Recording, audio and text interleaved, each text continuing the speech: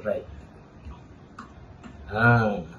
Okay guys, ni aku dah beli lampu guys. Aku sekarang nak kena berjaga malam. Anak aku bangun nak minum susu, so aku tak ada lampu dalam bilik. Aku tak boleh beli lampu yang besar sangat ni, terang satu bilik. So aku dah beli lampu yang light je lampu dia. Macam ni kan.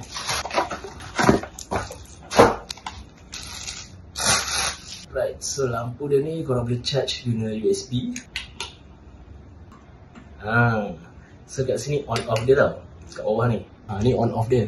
So bila korang tekan, cara nak on lampu ni, kat atas ni korang kena tekan.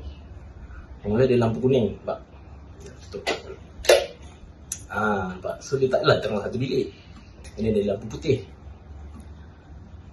Ni dia ada lampu, aku tak tahu ni lampu apa. Kuning putih macam tu.